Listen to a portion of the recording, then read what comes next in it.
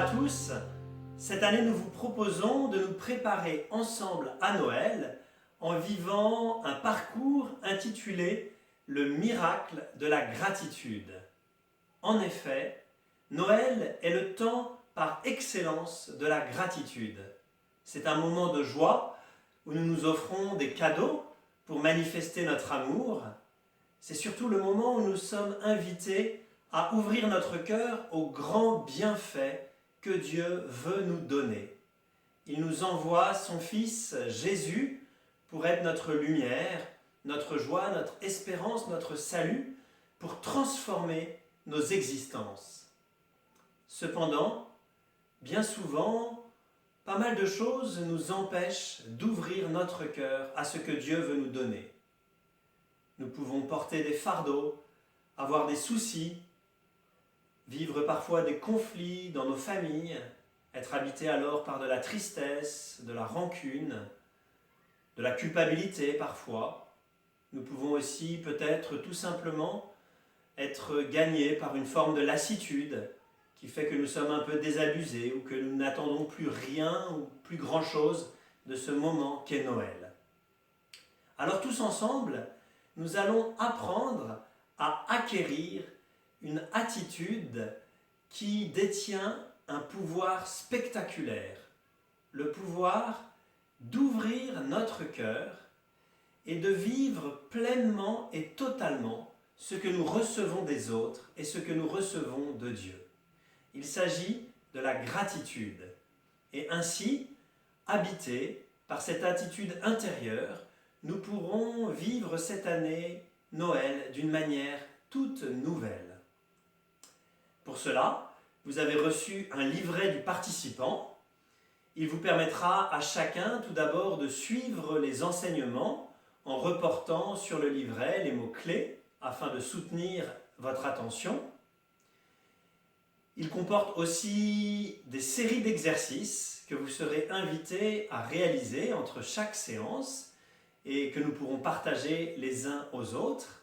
Et puis aussi un espace de notes personnelles où vous pourrez noter ce qui vous a touché et ainsi aussi alimenter les partages en petits groupes que nous aurons tout au long de ce parcours. Mais dès maintenant, nous allons écouter le premier enseignement intitulé « La puissance de la gratitude ». Il est donné par le père Lionel Dalle, qui est le concepteur de ce parcours. Il est vicaire général du diocèse de Toulon et membre de la communauté de l'Emmanuel. Au cours de cet enseignement, vous serez invité aussi à vivre en direct un exercice qui sera piloté par Anne-France de Boissière, responsable France de la formation dans les parcours Alpha. Vous aurez simplement à vous laisser faire, à écouter ces instructions, par exemple, fermer les yeux et vivre ainsi cet exercice de gratitude. Bonne écoute et à tout à l'heure.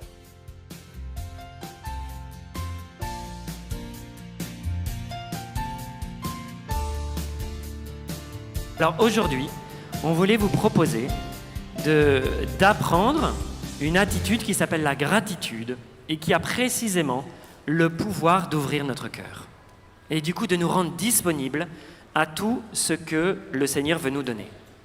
Alors non seulement elle a le pouvoir d'ouvrir notre cœur, mais elle a aussi, la gratitude s'accompagne d'effets positifs extraordinaires dans tous les domaines de notre vie. Et je voulais commencer par ça, vous rappeler, vous montrer combien les effets de la gratitude sont bons sur nous, combien ils sont spectaculaires, combien ils sont nombreux, combien ils sont durables. En fait, il se trouve qu'ils ont été étudiés par de nombreux scientifiques, c'est-à-dire quels sont les effets de la gratitude sur les personnes.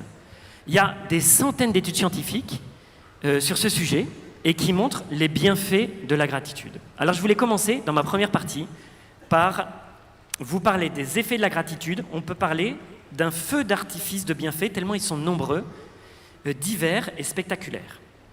Premièrement, bienfaits sur le corps. La gratitude favorise le sommeil. Une personne dort plus longtemps, plus profondément, si elle s'endort en ayant fait, avant de s'endormir, un petit exercice qui est très simple. Par exemple, quels sont les 3 plus beaux moments de ma journée ? Se les remémorer de les revivre intérieurement et de remercier pour ça.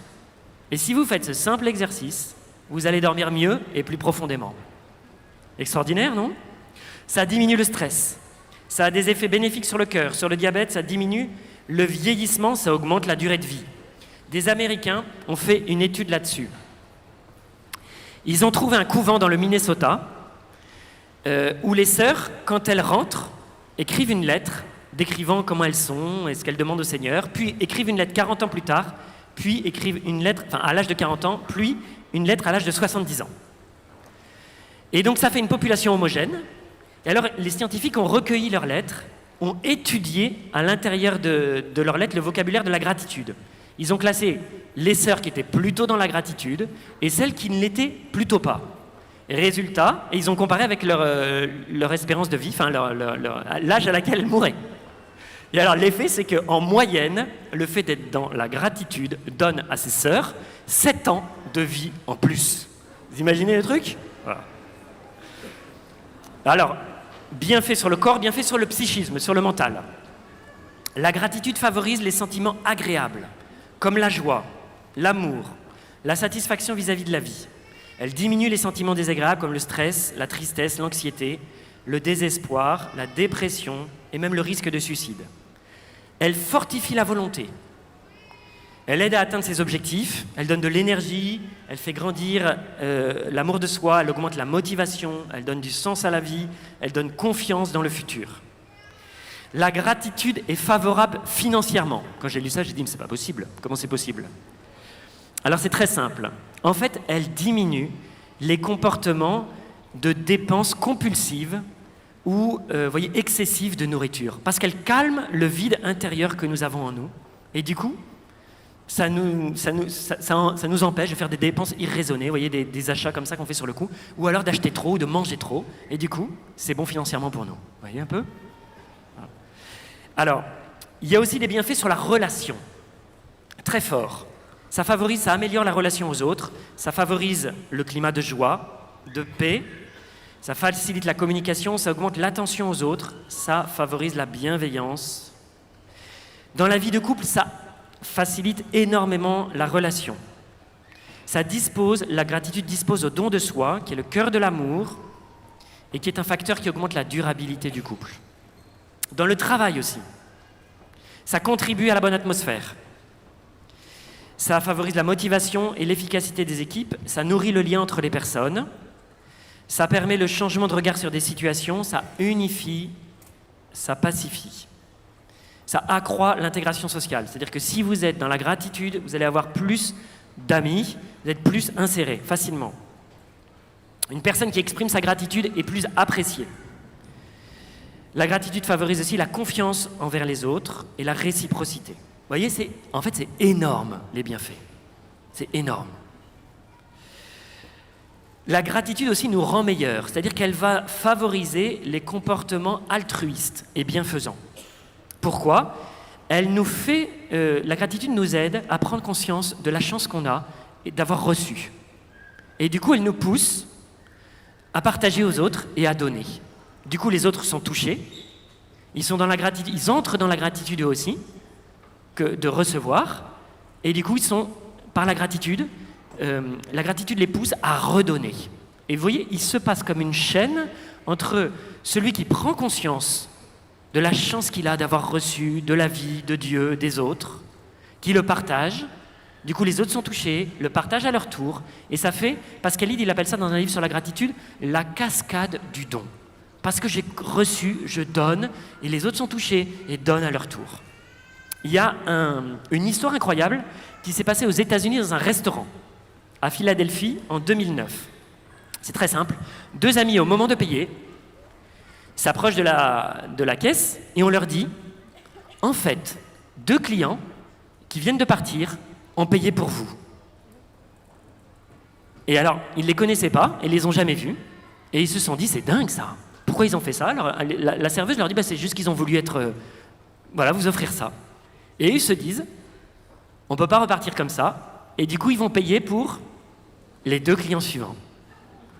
Mais le truc, c'est que la serveuse a raconté, les larmes aux yeux, que ça a duré pendant 5 heures et que les gens non seulement payaient pour les autres, mais elles ne s'inquiétaient pas du prix et elles donnaient un généreux pourboire. Voyez le truc? Incroyable. Dernier bienfait, bienfait sur la relation à Dieu. En fait, quand j'ai travaillé la gratitude, j'ai découvert qu'en fait, c'était très central dans la vie chrétienne, parce que dans la vision chrétienne du monde est marquée par la gratitude. Dieu a tout créé, tout vient de Dieu. En latin, on appelle ça le mouvement d'exitus, c'est-à-dire que la création sort de Dieu. Pourquoi il l'a fait? Il l'a fait par amour. Et tout revient vers Dieu. En latin, on appelle ça, ce mouvement de retour, le mouvement de reditus. Dieu fait revenir toute sa création dans la Jérusalem céleste. Et chacun y revient selon ce qui lui est propre. Et pour les créatures libres comme nous, on y revient par l'action de grâce et par la louange, en fait. Je vous cite une parole de Philon d'Alexandrie. L'œuvre la plus propre à Dieu, c'est de se répandre, de répandre ses bienfaits. L'œuvre la plus propre à la création, c'est de se répandre en action de grâce. En latin, en grec, on dit eucharistein, voyez, puisqu'elle ne peut en offrir en échange rien de plus que cela. Lui rendre grâce, employons-nous à cela sans cesse et en tout lieu. Donc il y a un lien très fort entre la gratitude, en fait, en grec, ça se dit Eucharistie. Eucharistie, ça signifie messe, ça signifie action de grâce, ça signifie gratitude. Qu'est-ce qu'on fait pendant la messe? On remercie Dieu, parce qu'on remercie Jésus, Dieu de nous avoir créés, Jésus de nous avoir sauvés, d'avoir offert sa vie pour nous, d'être mort sur la croix, d'être ressuscité et de nous offrir le salut. L'Eucharistie, c'est vraiment une action de grâce, donc un remerciement.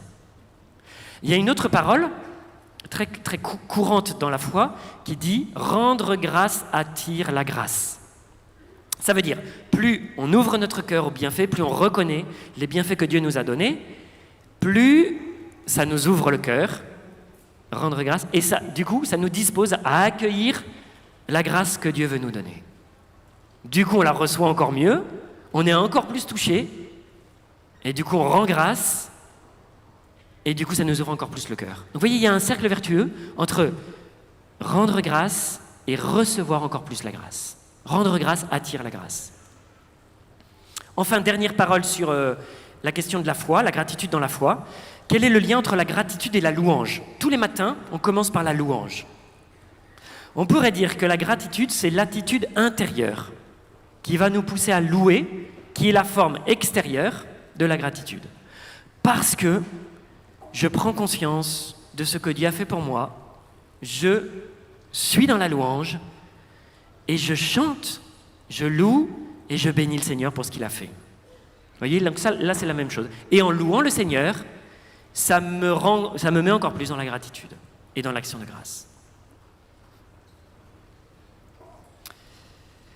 La gratitude se traduit en louange et la louange fait grandir notre gratitude. Voilà. Tout ça fait que on peut dire de la gratitude qu'elle est la plus bienfaisante de toutes les habitudes intérieures. Alors je voulais maintenant vous expliquer quelles sont les 3 étapes de la gratitude et ensuite je donne la parole à Anne-France et on fait directement un petit exercice de gratitude tous ensemble pour mettre en pratique, pour essayer tout de suite. Alors, qu'est-ce que la gratitude? Deuxième partie. Les 3 étapes.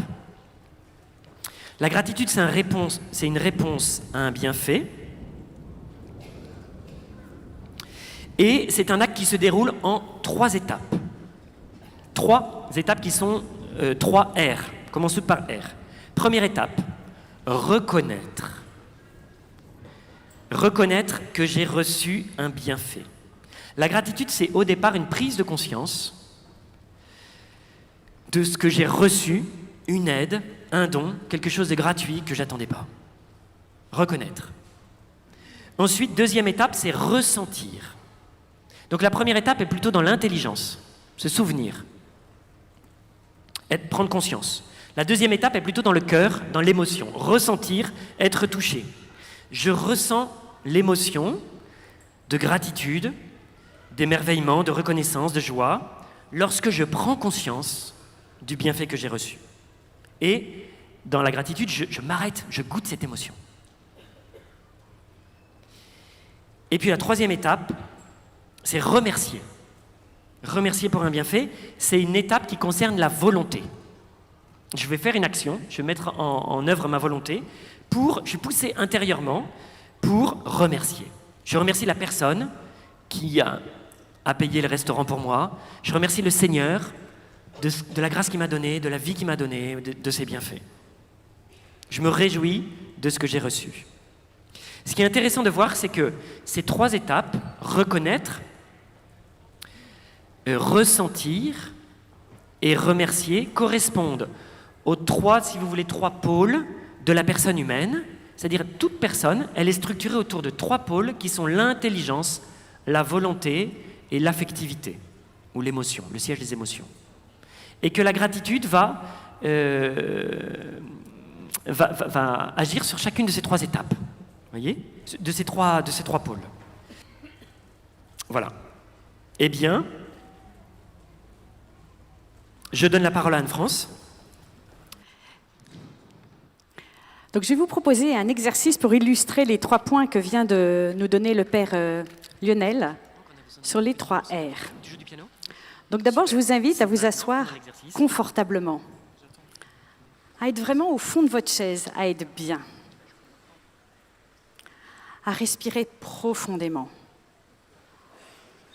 Il faut que vous soyez bien. Et on va vivre un exercice où on va retrouver un moment de bonheur, où chacun va voir ce qu'il y a d'exceptionnel dans sa vie. À quel moment j'ai vraiment eu de la chance. Je vous invite à fermer les yeux et à faire mémoire. On va mettre un petit morceau de piano par-dessus. Ça n'a rien de magique, hein, mais c'est pour nous aider à nous disposer. Voilà. Donc fermez les yeux, écoutez le piano, et j'essaie de me rappeler un moment de ma vie qui était extraordinaire, où j'ai eu de la chance, où j'étais heureux. Avec qui j'étais? Qu'est-ce que je faisais? Qu'est-ce que j'ai senti? Un élément vous indique que vous retrouvez ce moment parce que vous êtes en train de sourire.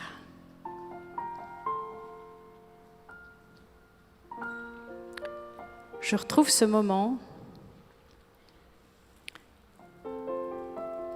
J'ai l'image mentale de cet instant de bonheur où je me suis dit ma vie est géniale.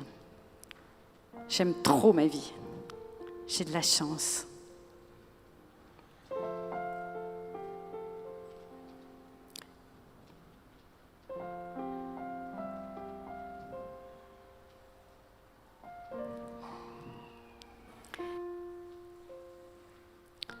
Un moment où je me suis dit, mais c'est extraordinaire ce que je vis. Un moment où je me suis dit, je suis heureux. Je me remémore les couleurs, les odeurs, les personnes avec qui j'étais. Ça peut en effet être un moment où j'étais avec d'autres. J'étais heureux, j'étais à une fête, j'étais à une promenade. Ça peut être la naissance de mes enfants. Ça peut être un moment où j'étais seule, face à un coucher de soleil, où je marchais dans la nature et je me suis dit, je suis heureux. Je fais mémoire de ce qui m'entourait, de ce que j'ai senti, de ce qu'il y avait dans mon cœur. J'étais heureux. Je revis ce moment, je revis cette émotion, je revis cette joie. Et je dis merci. Merci à ceux qui ont permis que je vive ce moment. Merci à Dieu. Merci Dieu pour ma vie. Merci Dieu de m'aimer tel que je suis. Merci Dieu, parce qu'en ce moment, je me sens dans la gratitude. Parce que mon cœur se transforme. Parce que je suis dans la joie. Parce que je souris.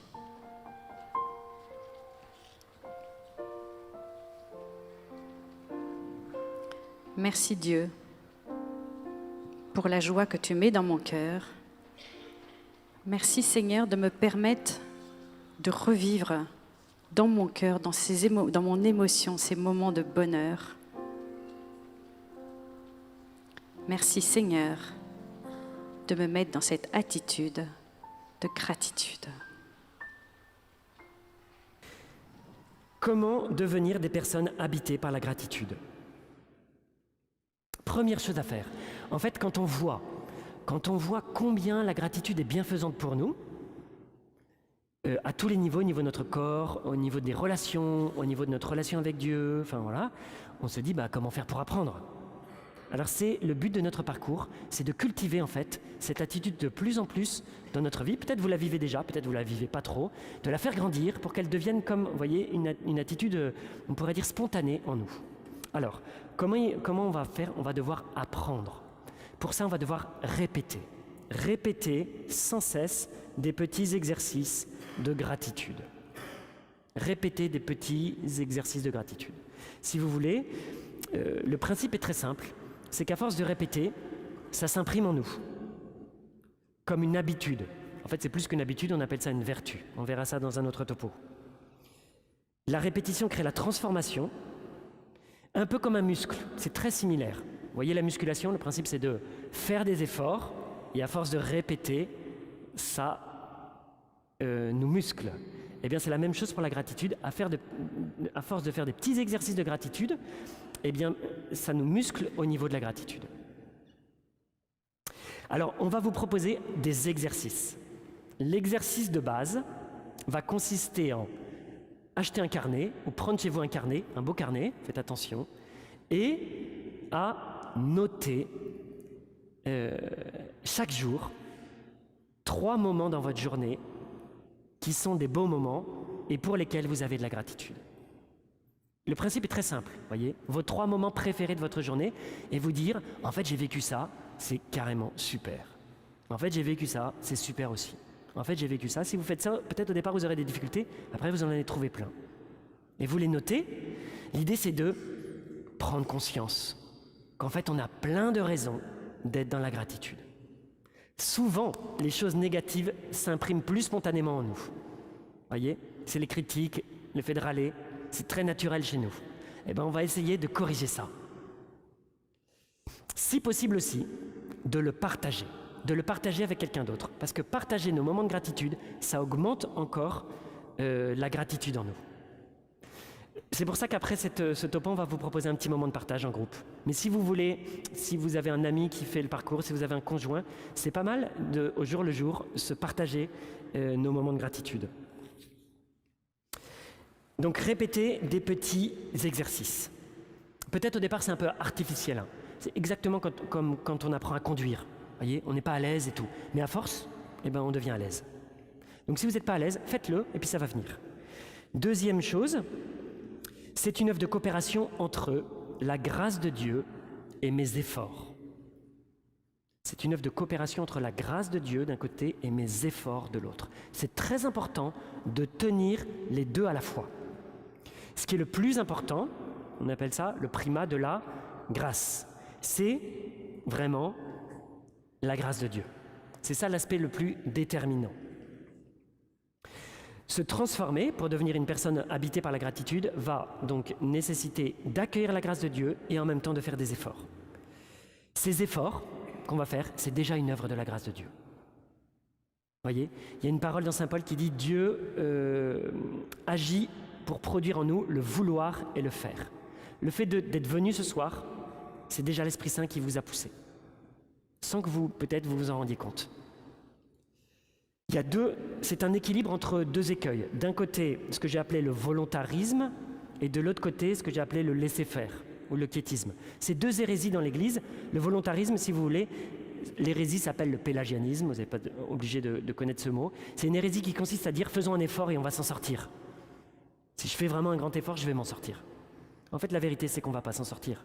C'est par la grâce de Dieu qu'on va s'en sortir. L'autre hérésie, c'est de dire « Ouais, Dieu, je prie et Dieu va tout faire ».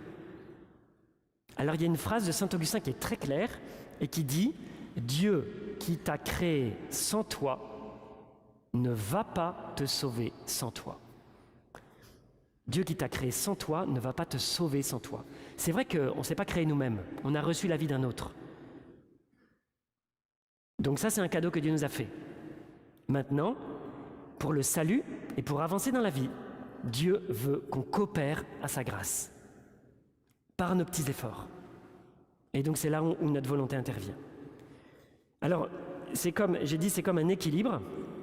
En fait, l'idée, c'est pas d'être à moitié dans la grâce et l'autre moitié dans les efforts, c'est de faire les deux à fond. D'être à fond dans la grâce de Dieu et à fond dans nos petits efforts. Il y a une phrase de saint Augustin de saint Ignace qui dit ça très clairement. Agis comme si tout dépendait de toi. Agis comme si tout dépendait de toi, en sachant qu'en réalité, tout dépend de Dieu. Vous voyez l'idée? D'un côté, faire le maximum d'efforts, agis comme si tout dépendait de toi, en sachant qu'en réalité, tout dépend de Dieu, en ayant la conscience qu'en fait c'est la grâce de Dieu qui va faire la différence, qui va faire que je vais me transformer.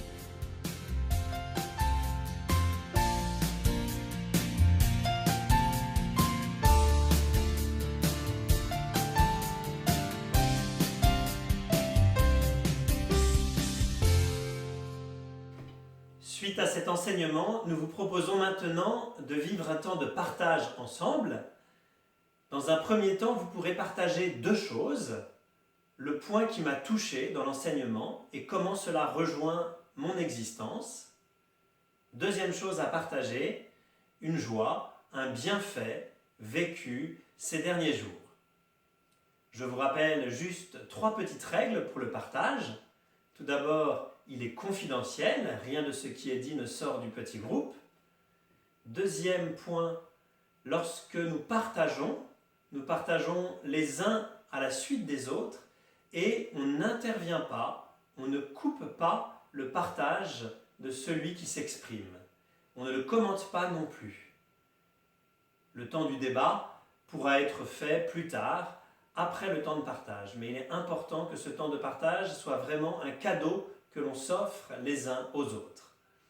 Troisième règle, lorsque je partage, j'évite les formulations en « on », mais je m'implique. J'utilise le « je ». Après le temps de partage, vous pourrez, pour finir votre rencontre, lire ensemble la liste des exercices proposés pour la semaine à venir et peut-être les uns les autres entourer dans votre livret celui ou les exercices que vous essayerez de réaliser au cours de la semaine. À bientôt!